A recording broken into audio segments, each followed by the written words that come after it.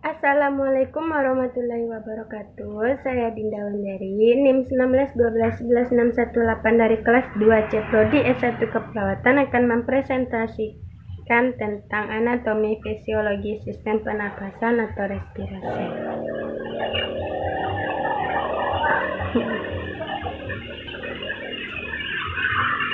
Organ pernafasan respirasi adalah suatu peristiwa ketika tubuh kekurangan oksigen atau O2 dan O2 yang berada di luar tubuh dihirup melalui organ pernafasan. Melalui respirasi berperan untuk menukar udara ke permukaan dalam paru. Udara masuk dan menetap dalam sistem pernafasan dan masuk dalam pernafasan otot.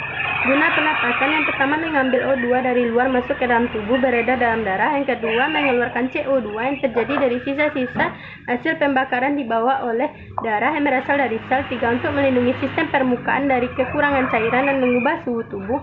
4 melindungi pernapasan dari jaringan lain. 5 untuk pembentukan komunikasi seperti berbicara, bernyanyi, berteriak, dan menghasilkan suara.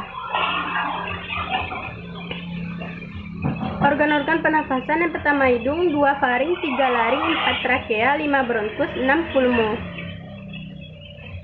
1. Hidung merupakan organ tubuh yang berfungsi sebagai alat pernapasan dan indera penciuman. 2. Faring merupakan suatu saluran otot selaput, kedudukannya tegak lurus antara basis krani dan vertebrae cervicalis 4. 3. Laring merupakan jalinan tulang rawan yang dilengkapi dengan otot, membran, jaringan, ikat, dan ligamen. 4. Trakea adalah tabung berbentuk pipa seperti huruf C yang dibentuk oleh tulang rawan yang disempurnakan oleh selaput yang terletak di antara vertebrae cervicalis 4 sampai ke tepi bawah. 5. Bronkus merupakan lanjutan dari trakea. 6. Pulmo adalah salah satu organ sistem pernafasan yang berada di dalam kantong yang dibentuk pleura parietalis dan pleura visceralis.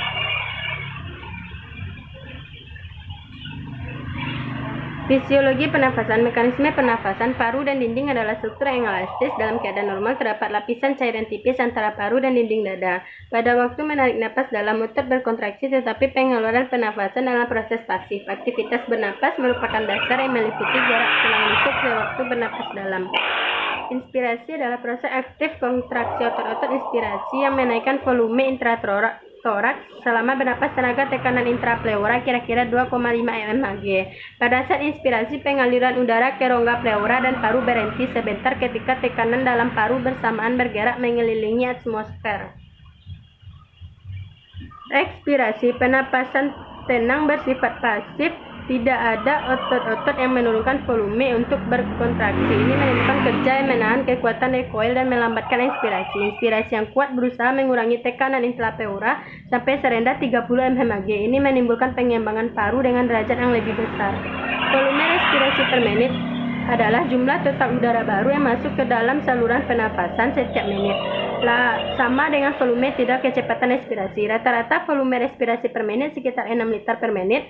Kecepatan respirasi kadang-kadang mencapai 40-50 kali per menit. Kapasitas vital kira-kira 4.600 ml pada pria dewasa.